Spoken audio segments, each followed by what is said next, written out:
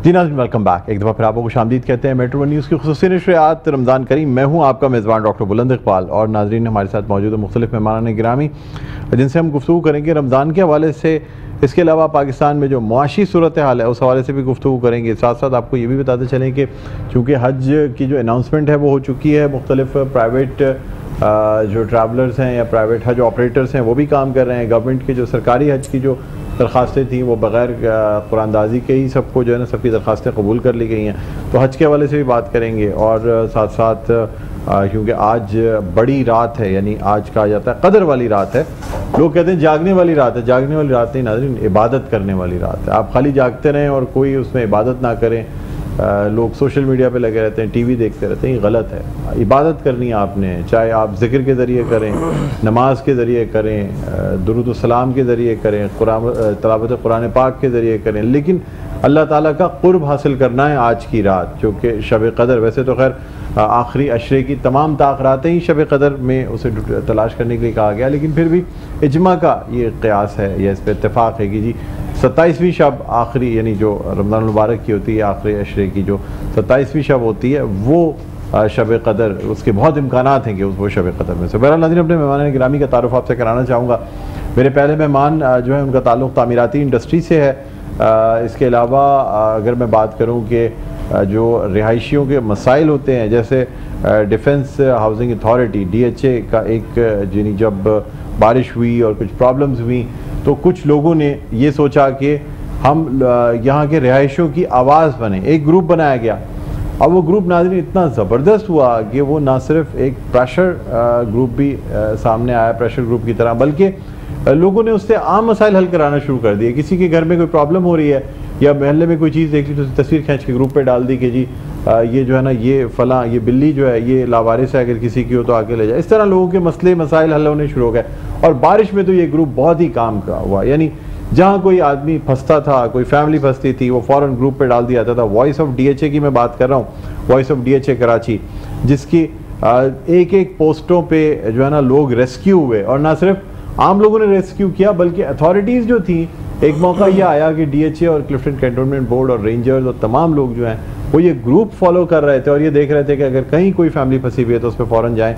तो ये voice of DHA के आज के जो मेरे गेस्ट हैं ये उसके एडमिन में से भी हैं, फाउंडर में से भी हैं और साथ साथ किंग्स ग्रुप के मैनेजिंग डायरेक्टर हैं उवैस थानवी साहब हमारे साथ मौजूद हैं। अस्सलाम वालेकुम। वालेकुम अस्सलाम। खैरियत से हैं सर? अल्हम्दुलिल्लाह जी, फर्स्ट क्लास हैं अल्हम्दुलिल्लाह। सर। वाकई वैसे जहाँ आपकी तामीराती इंडस्ट्री में कंट्रीब्यूशन है, लेकिन ये जो वॉइस ऑफ DHA वाली चीज़ है ये तो सर मैंने खुद देखी है और ये बहुत ज़बरदस्त आपका कंट्रीब्यूशन है। लोगों को बड़ी आसानी होगी, ख़ास तौर पे आपने पिछली बारिशों में बनाया था, 2020 में बनाया था, और जितना ये 2022 की बारिशों में काम आया, मैंने देखा कि किस तरीके से यानी अथॉरिटीज़ तक इस पर फ़ौरन रिएक्ट कर रही थी। तो ये वाकई बहुत ज़्यादा काबिल सताइश बात है। बहुत शुक्रिया जी। ठीक नाज़रीन, इसके अलावा हमारे साथ मौजूद हैं अब्दुल हसीब खान जो कि CEO हैं मज़ेदार हज। आपने मज़ेदार फूड का नाम ज़रूर सुना होगा, उसके साथ साथ मज़ेदार फूड की एक और ब्रांच है जो कि मज़ेदार हज का काम करती है। अच्छा, आपको ये बताते चलें कि मज़ेदार हज कई सालों से ऑपरेट कर रहे हैं और ये जिस पैकेज पे लोगों को लेके जाते हैं तो लोग आके हमेशा तारीफ़ ये करते हैं कि जी खाने का मसला नहीं हुआ, चाय का मसला नहीं हुआ, किसी चीज़ का रिहाइश का मसला नहीं हुआ, बेहतरीन आसाइशें जो हैं वो मज़ेदार हज वाले प्रोवाइड करते हैं। अब्दुल हसीब खान साहब को हम खुशामदीद करना चाहेंगे। अस्सलाम वालेकुम, खैरियत से? आप फर्स्ट क्लास हैं जी? अल्हम्दुलिल्लाह, बहुत शुक्रिया सर तशरीफ़ लाए। नाज़रीन, इसके अलावा हमारे साथ मौजूद हैं इस्लामिक स्कॉलर मुफ्ती अबूज़र गफ़ारी साहब। वालेकुम सलाम, खैरियत से? आप फर्स्ट क्लास हैं, बहुत शुक्रिया सर तशरीफ़ लाए। और नाज़रीन हमारे साथ मौजूद हैं कारी हाफिज़, इसके अलावा सना ख्वां हैं, नात ख्वां हैं, कारी फैसल चिश्ती। अस्सलाम वालेकुम कारी साहब, आपको भी खुश आमदीद कहते हैं। खैरियत से? आप सर बहुत शुक्रिया तशरीफ़ लाए।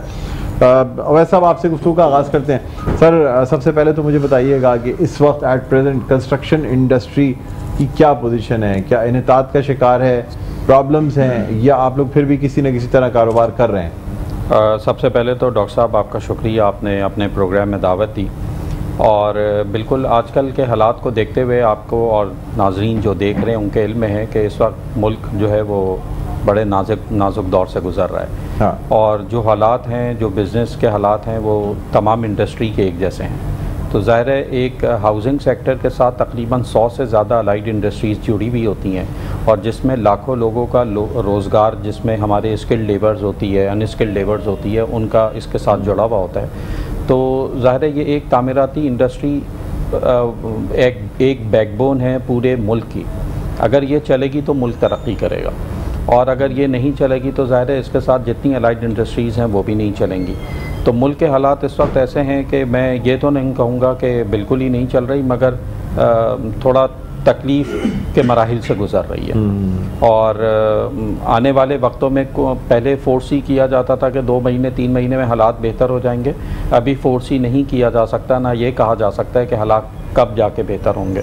ज़ाहिर है लोग हैं, लोगों को घर चाहिए, रिहाइश चाहिए, मगर साथ साथ लोगों को अपनी जेब भी देखनी है, अपने मामलात भी देखने हैं, अपना लोगों का, बच्चों का पेट भी पालना है। तो ज़ाहिर है वो पहले उनकी प्रायोरिटीज़ जो हैं वो अपनी जो नेसेसिटीज़ हैं वो पूरी करेंगे, बाद में फिर जो है वो अपनी हाउसिंग सेक्टर की तरफ आएंगे इन्वेस्टमेंट पॉइंट ऑफ व्यू से या अपनी रिहाइश का इख्तियार करने की वजह से। सर कार्टलाइजेशन क्या होता है? बड़ी बातें की जाती हैं, आबाद में बात की जाती है, ठीक है, आपके दोस्त हैं राहिल रिंज साहब, वो बड़ी बात करते हैं, अल्ताफ़ ताई साहब बात करते हैं कि कार्टलाइजेशन हुकूमत को रोकनी चाहिए। क्या होती है कार्टलाइजेशन? कार्टलाइजेशन ये होती है कि इंडस्ट्री में, जैसे मैंने आपको कहा कि इसके साथ कई अलाइड इंडस्ट्रीज जुड़ी हुई हैं, तो अगर हम सीमेंट और स्टील की बात कर लें तो सीमेंट मैन्युफैक्चरर्स और स्टील मैन्युफैक्चरर्स का एक ग्रुप बना हुआ है, जिन लोगों ने उस ग्रुप के तहत जो है वो अपने रेट्स को ओपन करते हैं। आप देखेंगे कि मार्केट में अगर सरिये का रेट ऊपर जा रहा है तो वो सिर्फ़ और सिर्फ कार्टलाइजेशन बनाई हुई है, ग्रुप बनाया हुआ है, जिसकी वजह से वो रेट बतदरीज बढ़ते जा रहा है बजाय इसके कि कम होने के। आपको माजी में भी ये काम किया गया है, आज से 8 साल 10 साल पहले भी, कि एकदम सीमेंट की और सरिये की प्राइस बढ़ाई गई थी। पहले पहले सरिया जो है वो तकरीबन 50-55 हज़ार 60 हज़ार रुपये टन होता था, आज लाखों रुपए टन के करीब सरिया चला गया है। तो वो ये ग्रुप होता है जो अपना एक प्राइस को कंट्रोल करने के लिए एक ग्रुप बना दिया गया है, वो उसको उस प्राइस से नीचे उस को आप कंस्ट्रक्शन इंडस्ट्री की कितनी चीज़ें हैं जो कि डॉलर से अटैच हो सकती हैं और कितनी चीज़ें कि नहीं अटैच होती, लेकिन जो चीज़ें डॉलर से अटैच हैं उनकी तो कीमत बढ़ने का एक बात समझ में आती है, लेकिन जो चीज़ें डॉलर से अटैच नहीं भी हैं वो भी कीमत क्यों बढ़ रही है सर? वो भी बढ़ती हैं। वो एक पेट्रोल और डीजल जो आपका बढ़ता है ना, उसकी वजह से भी पेट्रोल चीज़ों में बड़ा इजाफा होता है। अब जैसे मैं एग्रीगेट की बात करूं, जिसको हम रेती बजरी कहते हैं, करश कहते हैं, इनके भी पैसे जो हैं बढ़ जाते हैं। वो डॉलर रेट को कोट करते हैं कि जी डॉलर बढ़ गया, हालांकि डॉलर से उनका कोई ताल्लुक नहीं, पेट्रोल से ताल्लुक, मगर पेट्रोल हो गया, डीजल हो गया, ये चीज़ें बढ़ती हैं तो ज़ाहिर है इनके ऊपर भी इफेक्ट आता है। ठीक। अच्छा ये भी बताइएगा सर कि आपका माशाल्लाह जो किंग्स ग्रैंड अपार्टमेंट है जहाँ पे बड़ी ज़बरदस्त तरीके से, उसमें एक ख़ास बात तो ये है कि आप 3 साल में इंस्टॉलमेंट पेमेंट करें और आप मालिक बन जाते हैं। क्या सर ये क्या स्कीम है, ज़रा बताइएगा। ये असल में मैंने कई दफ़ा पहले भी ये जिक्र किया कि इस वक्त लोगों की क़ुव्वत ख़रीद थोड़ी सी महदूद हो गई है। जी तो लोग जो एक मिनट, एक माइक दीजिएगा, माइक चल रहा है जी? अच्छा माइक अभी आपका बंद हुआ है तो काइंडली हैंड माइक से बात इसमें बात, फिर हम ब्रेक लेंगे तो फिर चेंज कराएंगे जी। तो इसमें यह है कि जैसे लोगों की क़ुव्वत ख़रीद, मैंने आपसे कहा कि थोड़ी महदूद हो गई है, उसमें लोगों के लिए अमाउंट जो हम डाउन पेमेंट की तौर के ऊपर लेते हैं वो देना लोगों के लिए थोड़ा मुश्किल होता जा रहा है। तो इसलिए अब हमने एक प्लान ये बनाया हुआ है कि आप मंथली इंस्टॉलमेंट, जैसे कमेटी डाल देते हैं ना मंथली, आप इस तरह की मंथली इंस्टॉलमेंट डाल दें 3.5 साल या 4 साल या 5 साल के लिए, और जब तक आपकी बिल्डिंग कंप्लीट होगी, तैयार होगी, आप मंथली इंस्टॉलमेंट देते देते एक अमाउंट तक पहुंचेंगे, और जो बैलेंस अमाउंट होगी वो आप पोजीशन से पहले आप उनको पे कर देंगे। तो ये एक लोगों के लिए एक अच्छी अट्रैक्शन है, जिसमें अल्हम्दुलिल्लाह काफ़ी रिस्पांस भी मिल रहा है और उन लोगों को ज़्यादा फ़ायदा हो रहा है जिन लोगों के पास एक बल्क अमाउंट नहीं है पे कर। कितनी इंस्टॉलमेंट पड़ती है एक 2 बेडरूम अपार्टमेंट की? देखें 2 बेडरूम अपार्टमेंट की 2 bedroom drawing room TV lounge का जो अपार्टमेंट है तकरीबन वो पड़ता है 1.25 लाख रुपए के करीब मंथली। अच्छा बस 1.25 लाख 1,40,000 रुपए जो अमाउंट देना है ये 3 साल तक देते रहना? ये 3 साल या 4 साल जो भी प्लान। 1,65,000 का भी बने? 1,65,000 रुपए का भी है, 1,80,000 रुपए की है और 2.5 लाख रुपए महीना का भी है। ठीक है, ये तो अफोर्डेबल है सर जी। और लोग ये देने के बाद फिर ये है कि जब आप पोजीशन पे जाएंगे तो उसमें बाकी पैसे दे दें, बस जो बैलेंस अमाउंट होगी जिसका आपकी और हमारी प्राइस लॉक हुई है वो प्राइस जो बैलेंस अमाउंट होगी वो आप हमें पोजीशन के वक्त पे करें। तो बड़ी अच्छी बात है और बिल्कुल है, अट्रैक्शन है लोगों मैंने सुना बहुत बड़ा पूरा शहर आबाद हो रहा है। तकरीबन इस पे 52 एकड़ लैंड है माशाल्लाह। और अभी पहले फेज़ पे अल्हम्दुलिल्लाह प्रोजेक्ट हमारा फिनिशिंग के ऊपर है और इसको हम पहला फेज़ इंशाल्लाह अगले साल तक हम पोजीशन दे देंगे माशाल्लाह। और इसमें तकरीबन 1600 के करीब अपार्टमेंट हैं जो हम पहले फेज़ में पोजीशन पहले फेज में कब तक पोजीशन दे देंगे सर? इंशाल्लाह अगले साल by next year, mid of next year दे देंगे। कितने टावर्स पे मुश्तमिल है ये तकरीबन जो पहले फेज़ में दे रहे हैं वो 7 टावर्स हम इंशाल्लाह दे देंगे। 7 टावर्स? 7 टावर्स। ठीक है ठीक है। टावर्स तो बहुत सारे खड़े हो रहे हैं सर, मैंने जी जी जी बिल्कुल। वो बाहर अगर आप देखें वो एक टावर बाहर के तकरीबन 2 प्रोजेक्ट्स हैं। बिल्कुल बिल्कुल। तो वो 7 टावर का मतलब ये हो गया कि बाहर ये गेटेड कम्युनिटी। Gated community. अच्छा, इसमें जो ये कहा गया कि 50% से ज़्यादा ओपन एरिया, ये भी जरा बताइएगा ना सर। अच्छा जी, ये नहीं पता इसमें सिलसिला ये है, इसमें हमने तकरीबन 19 एमिनिटीज़ रखी हैं। ज़ाहिर है जब आपने देखा होगा कि इतनी बड़ी कोई हाउसिंग सोसाइटी बना रहे हैं तो उसमें एमिनिटीज़ हों, बच्चों के लिए प्ले एरिया है, गार्डन्स हैं, वॉक एरिया है, जिमनेजियम है, मस्जिद है, कम्युनिटी हॉल है, बच्चों के लिए हमने किड्स स्कूल रखा है, टॉडलर्स प्ले एरिया रखा है, ये सारी चीज़ें इसमें रखी हैं। और सारी चीज़ें और उसके अलावा भी ग्राउंड्स वगैरह हैं जिसमें बास्केटबॉल, टेनिस खेलने के लिए और मुख्तलिफ दूसरे इंडोर गेम्स के हवाले से भी रखा है। तो ये सारा एरिया जो है वो तकरीबन 50% 70% टावर्स के लिए कंबाइंड है ये एरिया, या हर टावर के लिए अलग है? नहीं, ये देखें तकरीबन शुरू के जो 15 टावर हैं उनका अलग डिज़ाइन है, आगे अलग डिज़ाइन है। तो इस तरह ये तो मैं आपसे बैंगलोर भी होंगे या सिर्फ? नहीं, ये सिर्फ अपार्टमेंट्स की मैं बात कर रहा हूँ। 52 एकड़ पे सिर्फ अपार्टमेंट्स? सिर्फ अपार्टमेंट्स हैं। ये एक जंगल बन जाएगा अपार्टमेंट का। अच्छा अच्छा अच्छा अच्छा। लेकिन बड़े मगर ऐसा नहीं है, बहुत डिज़ाइंड है और वेल डिज़ाइंड है और बहुत अच्छा स्ट्रक्चर वगैरह के ऊपर भी हम जो काम कर रहे हैं वो भी बहुत अच्छा कर रहे हैं। इस वक्त प्राइसिंग बढ़ रही है, यानी कराची का ये वो एरिया है जिसमें सबसे ज़्यादा तेजी से प्राइसेस बढ़ रही है प्रॉपर्टी की, ये बात दुरुस्त है? ये बिल्कुल दुरुस्त है। जब हमने काम शुरू किया था यहाँ हम 4,500 रुपए पर स्क्वायर फुट के ऊपर हम चीज़ बेचते थे। आज जो है वो 13,000 और 14,000 रुपए की बातें हो रही हैं पर स्क्वायर फुट। माशाल्लाह। तो ये चीज़ें बिक रही हैं, ये चीज़ें इस तरीके से। मगर सर उसमें फिर कॉस्ट ऑफ कंस्ट्रक्शन में भी काफ़ी इजाफा होता है, तो जिसकी वजह से महंगाई की वजह से ये रेट इतने आगे बढ़ गए हैं।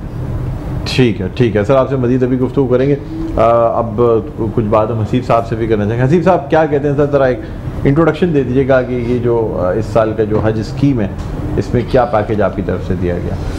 अल्हम्दुलिल्लाह मज़ेदार हज ग्रुप सन 2000 से काम कर रहे हैं और सन 2004 में जब कंपनीज़ को रजिस्टर्ड किया गया था तो मज़ेदार हज ट्रैवल एंड टूर्स भी पाकिस्तान के टूर ऑपरेटर्स के तौर पे रजिस्टर्ड हुई थी।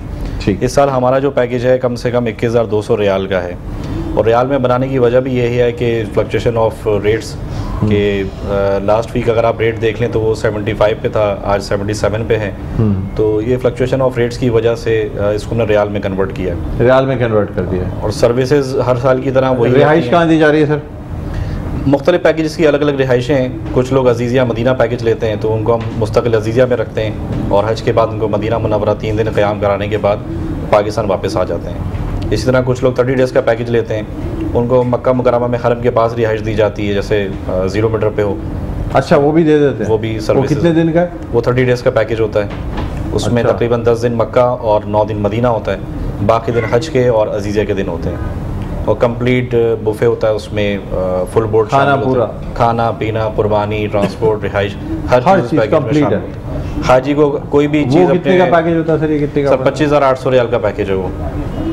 25,800 ऑलमोस्ट तकरीबन 19 लाख आप समझ लेंगे पाकिस्तानी। उसके बाद फिर आपने कुछ नहीं खर्च करना, वो टोटल फिर आपका ही वो है कि जी आप सारी बोर्डिंग, लॉजिंग, हर चीज़ उसमें। रिहाइश कहाँ? मक्के में कहाँ रिहाइश है? मक्का में हम ज़्यादातर जमजम पुलमैन में देते हैं। जमजम पुलमैन तो क्लॉक टावर में? क्लॉक टावर में 10 दिन वहाँ रिहाइश होती है। सर ये इसमें हो जाएगा? मुझे तो अवैध भाई क्या ख्याल है? मैं तो पिछले साल अल्हम्दुलिल्लाह हज कर आया हूँ। आप तो हज करके आए हैं पिछले साल, लेकिन जितनी महंगाई अब हो गई है वाकई बहुत। क्लॉक टावर का एक रूम जो है ना वो 1-1 लाख 2-2 लाख, ये तो मैं ऑफ सीजन बता रहा हूँ। जी हाँ, सीजन में तो 3-3 4-4 लाख रुपए पर नाइट पे जाता है सर। असल में देखा जाए तो वहाँ की रिहाइशों के पैसे इतने ज़्यादा नहीं बढ़े हैं। हाँ। लेकिन पिछले साल अगर 64 का रियाल था तो इस वक्त 78 का है रियाल। हाँ। तो फ़र्क सिर्फ ये आ रहा है, ये चीज़ें बढ़ गई हैं। जी। लेकिन सर लोगों का रश भी तो ज़्यादा हो गया, बहुत ज़्यादा है। पिछले सालों की बनिस्बत इस साल सबसे ज़्यादा उम्रा सीज़न में लोग गए हैं पाकिस्तान से और 19 रमज़ान को आई थिंक 10 मिलियन लोग वहाँ पे मौजूद थे। एक ऑफिशियल इसके काउंटिंग के साथ। माशाल्लाह। तो लोगों का रुझान बढ़ता चला जा रहा है और लोग काफ़ी तादाद में जाने के ख्वाहिशमंद हैं। तो सिर्फ ये फ़र्क ये आता है कि जो बजट है लोगों का वो इंतहाई कम है, लेकिन गवर्नमेंट के पैकेज से अगर कंपेयर करें तो गवर्नमेंट का तकरीबन 12 लाख के करीब पैकेज है, तो प्राइवेट पैकेजेस हैं तकरीबन 14 से 15 लाख से स्टार्ट हो रहे हैं जो इकोनॉमिकल हैं, जो बी और सी कैटेगरी में आते हैं। तो हमने ये बी कैटेगरी में बनाया हुआ पैकेज, जो मकतब कैटेगरी ये बी है, उसमें जिप्सम बोर्ड के खेमे होते हैं, एसी टेंट होता है, प्राइवेट वॉशरूम्स होते हैं और बुफे होता है खाने में। तो ये सर्विसेज देने के बाद तकरीबन ये कॉस्टिंग पड़ती है। अब इस पर मुख्तलिफ लोगों की ख्वाहिश के हिसाब से पैकेजेस बना दिए जाते हैं। कोई इकोनॉमी चाहता है, कोई 5 स्टार चाहता है, कोई शॉर्ट पैकेज पे जाना चाहता है 14 दिन के लिए, 17 दिन के लिए, तो वो उस हिसाब से भी पैकेजेस बना दिए जाते हैं। अच्छा, उस हिसाब से बनाए जाते हैं। ठीक है, ठीक है सर। अभी आपसे मज़ीद गुफ्तगू करेंगे। फैसल हमारे साथ मौजूद हैं। फैसल, आपसे मैं दरख्वास्त करूँगा कि बारगाह रिसालत में आप सल्लल्लाहु अलैहि वसल्लम आप हदिया नात पेश करने की सादत हासिल करें।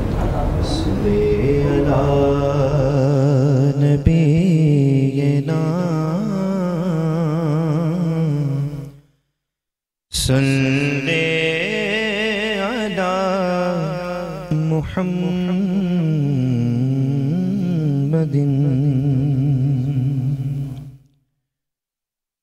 मेरा गदा मेरा मंगता मेरा गुलाम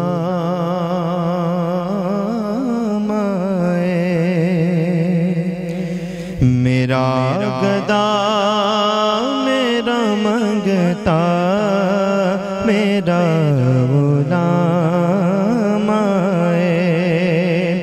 मेरा गदा मेरा मंगता मेरा गुलाम। जी नाज़रीन, वेलकम बैक। एक दफ़ा फिर आपको खुशामदीद कहते हैं मेट्रो न्यूज़ की खुसूसी नशरियात रमज़ान करीम। मैं हूं आपका मेज़बान डॉक्टर बुलंद इकबाल। नाज़रीन, हमारे साथ मौजूद हैं किंग्स ग्रुप के MD उवैस थानवी साहब। इसके अलावा हमारे साथ तशरीफ़ फरमा हैं मज़ेदार हज के CEO जनाब अब्दुल हसीब खान साहब, और हमारे साथ मौजूद हैं कारी फैसल चिश्ती। शकील मदी साहब हमारे साथ तशरीफ़ फरमाएँ। खैरियत से शकील भाई। और नाज़रीन, हमें ज्वाइन किया है नातख्वां सनाख्वां सैयदा कौसर अली ने। अस्सलाम वालेकुम कौसर, आप ठीक हैं? खैरियत से? माइक नहीं रखा आपने अपने पास, माइक आ जाएगा अभी आपके पास। ठीक है। बहरहाल नाज़रीन, हम अपने प्रोग्राम को मज़ीद आगे बढ़ाते हैं। उवैस साहब से भी मज़ीद जानना चाहेंगे सर, आगे क्या देख रहे हैं कंस्ट्रक्शन इंडस्ट्री में? क्या नए प्रोजेक्ट्स किंग्स की तरफ से आ रहे हैं? कुछ बताइएगा। बिल्कुल जी, आ रहे हैं। इस वक्त ज़्यादातर काम जो है वो स्कीम 33 की तरफ, जो एशिया की सबसे बड़ी स्कीम है, उधर काम हो रहा है और मेजॉरिटी बिल्डर इस वक्त शहर के वहाँ काम कर रहे हैं। तो किंग्स ग्रुप भी अल्हम्दुलिल्लाह उसी एरिया में काम कर रहा है और आने वाले वक्तों में हैं प्रोजेक्ट्स अच्छे और लोगों की जेब के ऊपर भारी नहीं पड़ेंगे उस एरिया में अगर हम लोग जो काम कर रहे हैं इतना। और इंशाअल्लाह ताला हालात का इंतज़ार कर रहे हैं, हालात बेहतर हो जाएं तो बहुत सारी चीज़ें बेहतर हो जाएंगी। मटेरियल कॉस्ट की वजह से बहुत सारी प्राइसेस में बड़ा इजाफा हो गया है, तो वो क़ुव्वत ख़रीद जो लोगों की है वो कम हो गई है और लोगों की रीच से चीज़ बाहर होती जा रही है। आपकी रिकवरीज कैसे चल रही है? रिकवरी जहाँ पे अच्छी है या रिकवरी रुक गई है पहले से? जिन प्रोजेक्ट्स में काम चल रहा है वहाँ पे रिकवरीज हैं। अच्छा, क्योंकि लोगों को मालूम है रिकवरी नहीं आएंगी, उनका प्रोजेक्ट जाएगा, काम भी रुक जाएगा, प्रोजेक्ट डिले होगा, फिर वो बाद में आपको मालूम है बिल्डर और फिर कस्टमर्स के दरमियान एक कैंसिलेशन का मसला और ये वो सारे मसला शुरू हो जाते हैं।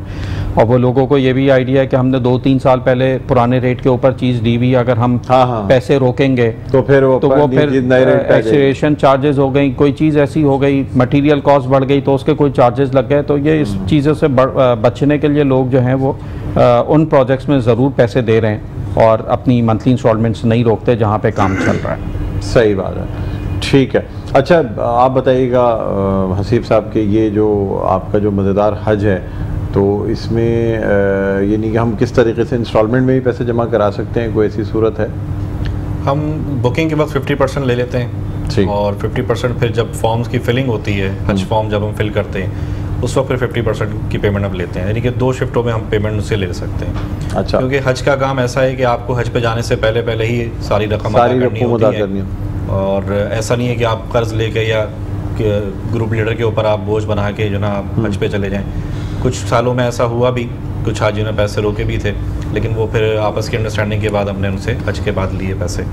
तो अच्छा। ज़्यादातर 99% लोग तो लोग यही होते हैं कि हज से पहले अपनी सारी पेमेंट क्लियर अच्छा, ट्रेनिंग भी इसमें होती है बाकायदा हज की, क्या किस तरीके से? हज के हवाले से ट्रेनिंग सेशंस होते हैं हमारे यहाँ, 3 सेशंस होते हैं जिसमें मोहतरम शुजाउद्दीन शेख साहब जो है ना वो सेशंस लेते हैं, और इंतज़ामी उमूर के हवाले से जो मैं ख़ुद सेशन लेता हूँ जिसमें इंतज़ामी मामलात के बारे में गुफ्तगू होती है। मोहतरम शुजाउद्दीन शेख साहब जो है वो जितने भी फ़राइज़ वाजिबात हज के और अरकान जितने भी हैं उनके हवाले से गुफ्तगू करते हैं। सही है, अच्छा ठीक है। अच्छा, और ये भी बताइएगा कि यानी इसमें 30 दिन का एक पैकेज है जो आप बता रहे हैं, इसके अलावा और कौन कौन से? 30 दिन का है, 30 डेज़ का, 20 डेज़ का और 14 डेज़ का है। हमारे 3 पैकेजेस हैं हमारे। अच्छा, और अल्हम्दुलिल्लाह तीनों पैकेजेस पे बहुत अच्छे तरीके से बुकिंग चल रही है अल्हम्दुलिल्लाह, और ईद के बाद उम्मीद है कि हम पहले ये दूसरे हफ्ते में कितने % की शेयरिंग होगी सर, ये भी बता दीजिए ना। शेयरिंग पैकेज अलग होता है। असल तो ये है ना, इम्पोर्टेंट चीज़ ये है कि अब वो मतलब कितने लोग, 8 लोगों का ग्रुप अगर एक साथ रह रहा है तो उसके पैसे अलग हो जाते हैं। 2 लोग अगर एक साथ रहें, या जो मर्द ख़वातीन अलग और मर्द अलग ग्रुप होता है उसके पैसे अलग होते हैं। कपल मियाँ बीवी जा रहे हैं वो अगर साथ रह रहे हैं तो उसके पैसे अलग, ये भी तो है ना सर इसमें? जी हाँ बिल्कुल। ज़्यादातर जो ना शेयरिंग पैकेज पे लोग जाते हैं जिसमें एक कमरे में 4 से 5 अफराद होते हैं, इससे ज़्यादा नहीं होता। अच्छा, चाहे वो मक्का में हो। और अगर कोई अलग कहे कि नहीं यार मैं चाहता हूँ कि सेपरेट रूम भी लेना चाहें, 3 बेड का 2 बेड का ले सकते हैं, उसमें उनको जो भी एडिशनल चार्जेस होते हैं वो लेके उनको एडिशनल चार्जेस दे देते हैं। बिल्कुल। अच्छा, उसमें एडिशनल चार्जेस ऊपर से लगते हैं, ठीक है। क्या लास्ट डेट है आपकी पैकेज बुक कराने की? अभी इस वक्त कोई लास्ट डेट नहीं आई है मिनिस्ट्री की तरफ से, और मैं समझता हूँ शवाल के पूरा मंथ जो है ना ये बुकिंग चलती रहेगी। अच्छा, शवाल के पूरे मंथ की बुकिंग चलती रहेगी, ठीक है। और इस क्योंकि आपने अब रियाल में कर दिया इसलिए तो अब पैसे और बढ़ने की गुंजाइश है। असल में हमने 75 रुपीज़ से पहले रियाल लगाया हुआ था, लेकिन उसके वेरी नेक्स्ट वीक जो है ना वो 77 पे चला गया रियाल, तो हमने उसी वक्त पर ये फैसला किया कि इसको रुपीज़ के बजाय हम रियाल और डॉलर में। ज़्यादातर ट्रैवलिंग एजेंट्स या हज ऑपरेटर्स जो है ना इस वक्त यही कर रहे हैं कि वो रियाल में पैसे ले रहे हैं। बिल्कुल ऐसा ही है। इस वजह से ये। अच्छा उवैस साहब, मुझे आप बताएं आपका पिछले साल हज का कैसे? लोगों ने कहा कि भाई जो एक्सपीरियंस लोगों का पिछले साल हज का रहा है शायद वो कभी एक्सपीरियंस नहीं। लेकिन जी पिछले साल लोग बहुत कम थे, जिन लोगों ने हज किया बहुत खुशकिस्मत थे। 8 लाख लोग थे। एक तो हज अकबर हुआ, हज अकबर था, 8 लाख लोग थे ही नहीं। जो मैंने माजी में भी हज किए हैं तो मुझे इस हज में ऐसा लगा कि बिल्कुल मिना अरफात खाली, कोई परेशानी अल्हम्दुलिल्लाह नहीं हुई। कैसे और प्रोग्राम कैसे बना आपका पिछले साल? प्रोग्राम जो है वो मेरा 2020 में था, मगर 2020 में आपको मालूम है कोविड की वजह से नहीं जा सके। 2021 में हज नहीं हुआ, तो बस एक कंटिन्यूएशन थी कि जब हज खुलेगा इंशाअल्लाह ताला उसमें। लेकिन आपका ग्रुप था दोस्तों का या? जी बिल्कुल, हमारा दोस्तों का ग्रुप था, तकरीबन हम 11-12 दोस्त थे, उनकी फैमिलीज थी। हम लोगों ने ग्रुप बनाकर और माशाल्लाह हज ग्रुप बना के गए थे। मेरा लोगों को भी यही मशवरा है कि अगर कोशिश करें कि 5, 8, 10 लोग अपने ग्रुप वाले ही हों, जो आपको आपके भाई बहन हों, आपके रिश्तेदार हों, आपके दोस्त अहबाब हों, उनके साथ अगर आप हज करें तो वो एक अलग ही मज़ा ही दुगना हो जाता है। तो जाहिर है आप लोग उम्रा भी साथ करने जाते हैं ना ग्रुप में मेरे ख्याल में? जी बिल्कुल, हमारा आपको मालूम है हमारा जो सर्कल है माशाल्लाह आज कल गए हुए हैं हमारे सारे ग्रुप वाले। अल्लाह ताला ने शायद मेरा बुलावा नहीं भेजा था इसलिए रह गया, वरना 6-7 लड़के जो जाते हैं हर साल, जो जाते हैं वो सारे वो गए हुए हैं माशाल्लाह से। माशाल्लाह, ये तो बड़ी अच्छी बात है। नाज़रीन देखें आपके, हम देखते हैं कि लोग जो है ना वो दूसरे किस्म की एक्टिविटीज़ में ग्रुप बना के जा रहे होते हैं। जनाब होटल जा रहे हैं, क्लब जा रहे हैं, भाई जाना है तो आप उम्रे पे जाएं ग्रुप बना के, हज पे जाएं ग्रुप बना के। जिस तरह मैं इसमें एक चीज़ ऐड करूं, ये लोग जो जाते हैं आखिरी अशरे में जाते हैं और ये दस्तरखान के लिए जाते हैं। दस्तरखान के लिए जाते हैं? जी, ये वहाँ माशाल्लाह मदीना मुनव्वरा में दस्तरखान करते हैं, तो अल्लाह ताला उसका अजर सवाब वैसे ही अता फरमाता है रमज़ान मुबारक की वजह से। और मदीने की सरजमीन पर अगर दस्तरखान लग रहा है और आपकी जेब से पैसे लग रहे हैं तो क्या ही बरकतें होंगी। क्या कहने सर, ये तो बड़ी, आप यकीन करें मदीने और मक्के में तो इंसान ढूंढ रहा होता है, किसी को खजूर खिलाने तक के लिए भाग रहा होता है पीछे के, यार मेरी खजूर खा लो यार, मैं दे रहा हूँ। इतना लोग बढ़ के जज्बे के साथ एक दूसरे की मदद कर रहे होते हैं, तो वो तो सर जज्बा ही और होता है। तो अच्छा सर, क्या कहते हैं, ये बताइएगा कि अब आने वाले दिनों में क्या देख रहे हैं, आगे कुछ हालात बेहतर देख? हालात इंशाल्लाह सर उम्मीद अल्लाह रब्बुल इज़्ज़त से है कि बिल्कुल बेहतर होंगे। और हमारी कंस्ट्रक्शन फील्ड में मैं अगर बात करूं तो 4 साल कुछ परेशानी के आते हैं तो 2-3 साल अच्छे आ जाते हैं। तो वो जो 2-3 साल हैं वो उसका इंतज़ार है कि वो इंशाअल्लाह ताला आने वाले वक्त में अच्छे आ जाएं। उम्मीद है अल्लाह रब्बुल इज़्ज़त से कि बहुत चीज़ें इंशाअल्लाह ताला आने वाले वक्तों में ज़रूर। मुझे बताइएगा कि इस वक्त प्रॉपर्टी क्या अपनी रियल वैल्यू पे है या अंडर वैल्यू चल रही है? नहीं, इसलिए कि बाकी चीज़ें काफ़ी बढ़ गई हैं, इस वक्त गाड़ियाँ बाइंग बढ़ टाइम गई, है, इस वक्त बाइंग टाइम है, बाइंग टाइम है, बाइंग इस टाइम वक्त खरीद लेनी चाहिए, इस वक्त खरीदनी चाहिए। आपसे खरीद लेनी चाहिए। जिनके पास पैसे हैं हाँ, वो इस इंतज़ार में होते हैं ना कि पैसे नीचे आए तो हम खरीदे। तो इस वक्त जो है वो पैसे ज़ाहिर है अब इसके बाद ऊपर ही ऊपर जाएगा जो होगा। अगर हालात इंशाल्लाह अगर क्या हालात बेहतर हुए तो मजीद फिर आप इन प्रॉपर्टी प्राइसेस को पकड़ नहीं सकते, पकड़ नहीं पाएंगे, नहीं पकड़ सकते। अभी इस वक्त रुकी हुई हैं, बिल्कुल रुकी हुई, और इस वक्त तकरीबन 4 साल हो गए। हाँ, 4 साल से जो है वो मार्केट बिल्कुल स्टक हुई हुई है एक जगह के ऊपर। जब से इमरान खान की हुकूमत आई थी उस वक्त से, उसके बाद बस उस वक्त थोड़ी बहुत बड़ी, फिर आपको मालूम है कोविड आ गया, फिर बहुत सारी चीज़ें, कोविड से बैठ गई बिल्कुल, कोविड की वजह से फिर अब तक मार्केट जो है वो थोड़ी नहीं स्टक हुई हुई है। अच्छा, उसके बाद से नहीं उठ सकी। अब आप समझ रहे हैं कि अब जो वक्त आएगा थोड़ा सा इलेक्शन अगर आ जाए, हो जाए, तो उससे इलेक्शन हो जाएं, फ्री फेयर इलेक्शन हो जाएं और नई हुकूमत जो भी बनाए वो आ जाए तो चीज़ें मज़ीद 2-3 महीने और लगेंगे ट्रैक के ऊपर आने में, और इंशाल्लाह ताला मुझे उम्मीद है कि आ जाएंगी चीज़ें। अच्छा, टाइम लगेगा लेकिन हो जाए, बिल्कुल लगेगा। ठीक है, ठीक है, ठीक है। अच्छा जी, अब आप हसीब साहब मुझे बताइएगा कि टोटल कितने लोगों का आप पूरा ग्रुप लेके जाएंगे? इस वक्त हमारा जो ग्रुप है 125 अफराद का है, और 125 अफराद में फिर वो डिवीज़न होती है कि 17 डेज़ वाले कितने हो जहाज हैं, 30 डेज़ वाले कितने हैं, 20 डेज़ वाले कितने हैं, उसमें डिवीज़न करके फिर उनके अलग अलग फ़्लाइट शेड्यूल के हिसाब से लोग जाते हैं। टोटल जो हमारा कोटा है मिनिस्ट्री की वेबसाइट पे भी 125 अफराद का कोटा है। 125 अफराद का। आप खुद भी जाते हैं साथ? हाजी हनीफ साहब भी होते हैं? कौन कौन साथ जाते हैं? जी हाँ, मैं साथ जाता हूँ, वालिद साहब साथ होते हैं, हनीफ साहब वो भी ग्रुप लेके जाते हैं शॉर्ट पैकेज का, और इस तरह शुजाउद्दीन शेख साहब भी हमारे साथ जाते हैं, साथ मोहल्ले के तौर पे वही होते हैं। बिल्कुल, ठीक है। खाने में क्या चीज़ें दी जाती हैं सर? ये बड़ा अहम सवाल है। खाने में मज़ेदार हलीम के अलावा बहुत सारी चीज़ें होती हैं। क्या क्या? अच्छा, किचन टोटल आपका लगा हुआ होता है? नहीं, किचन देखिए वहाँ पे जो रजिस्टर्ड जो किचन है ना, कैटरिंग कंपनीज है, उन्हीं से कॉन्ट्रैक्ट करना होता है। ठीक, जो उनका मेन्यू होता है उन्हीं में से हमें सेलेक्ट करना होता है। अब वो एशियंस फूड भी होता है, कॉन्टिनेंटल भी होता है, उसी में से लेना। चाय वगैरह का इंतजाम होता है सर? 24 आवर्स चाय, जूस, कोल्ड ड्रिंक, पानी ये हर वक्त मौजूद होता है। मिना में भी, अरफात में भी, अजीज़ा बिल्डिंग में भी। इसी तरह अजीज़ा में जो बुफे लगता है वो तकरीबन 4 से 5 डिशेज़ होती हैं। अच्छा, और अल्लाह का शुक्र है कि मक्का में और मदीना में भी अल्हम्दुलिल्लाह हम बुफे ही देते हैं। सरकारी हज और इसमें क्या फ़र्क होता है आपकी सहूलियात में और सरकारी हज की सहूलियात? सरकारी हज में देखें वो कहते हैं जो मकतब उनका है वो, क्या आपका कौन सा नंबर होगा मुझे ये बताएं? हम बी कैटेगरी पे होंगे। बी कैटेगरी का मतलब हो गया कि 6 से लेके और 20 तक हम कोई भी मकतब ले सकते हैं। और उनका सरकारी का? वो सी और डी तकरीबन 50s के बाद होगा, 50-60 के बाद मकतब नंबर होते हैं। अच्छा, उसमें मकतब बहुत दूर होता है। फ़र्क ये होता है कि जो करीब के मकतब होते हैं ए और बी कैटेगरी के, वो जिप्सम बोर्ड के खेमे होते हैं, एसी टेंट्स होते हैं उनके पास। एसी होते हैं? एसी टेंट्स होते हैं। अच्छा, सी और डी में जो ना एसी टेंट आपको नहीं मिलेंगे, यानी कि जो सरकारी पैकेज पे जा रहे हैं उनको सी और डी। अच्छा, आपके उसमें एसी टेंट्स हैं? जी, ये तो बड़ी ज़बरदस्त चीज़ है। तो वैसा आप भी एसी टेंट में रुके थे यार? बिल्कुल, हमारा जो था ए कैटेगरी के मकतब थे, मकतब नंबर 3। तो जो मकतब नंबर, बल्कि जो बी कैटेगरी की हजरत बात कर रहे हैं, तो बी कैटेगरी भी बिल्कुल साथ ही साथ जुड़ा है। बिल्कुल, मेरे ख्याल से चंद फुटों के फासले के ऊपर जो है, ऐसा होता है कि ए कैटेगरी से निकल के हाजी बी में चला जाता है। अच्छा, गलती वाला हाजी ए में आ जाता है। अगर डॉक्टर साहब बात यह है कि हज नाम है मुशक्क़त का, मुशक्क़त का नाम है, हाँ, तो ये ज़रूर हमें खेमे ज़रूर मिले हुए थे, मगर हमारा दिन जो था वो सारा दिन भागते दौड़ते में गुजरता था। और जब वॉक होती है, आपको मालूम है मिना के दिनों में, और जिस वक्त आपकी रमी चल रही हो तो वो 10-10, 12-12 किलोमीटर आपको चलना होता है, शायद उससे ज़्यादा चलना होता है। तो वो फिर वो खेमे और वो चीज़ें वो फिर किसी काम में नहीं आती। बस ये ज़रूर होता है कि जब आप वापस पहुँचेंगे तो आपको बुफे मिलेगा खाने के लिए, और आपका बिस्तर वहाँ सोफ़ा कम बेड लगा हुआ होगा, आप जाकर आराम कर सारा दिन आपकी मुशक्क़त है। अच्छा, और हज नाम ही मुशक्क़त उस मुशक्क़त में भी एक अलग ही मज़ा है। बिल्कुल। जब कंकरी मार के हाजी वापस अपने खेमों पर आता है तो एक ऐसी थकावट से उसको निजात मिल जाती है, उतना सुकून। लेकिन इसमें तो कंकरी, मैंने सुना है कि रमी का मरहला बहुत आसान था, बहुत ज़्यादा आसान। 2022 में जो आपने किया, बहुत ज़्यादा आसान था, बहुत ज़्यादा आसान था। मैं मुश्किल से, अगर मैं बात करूँ, मैं जो पहली रमी की, तो मुझे हमें मेरे ख्याल से मुश्किल से 10 मिनट लगे। अच्छा, क्योंकि पहली रमी वाले दिन एक ही शैतान को कंकरी मारनी थी। अच्छा। और उसके बाद जो है वो 15 मिनट लगे होंगे।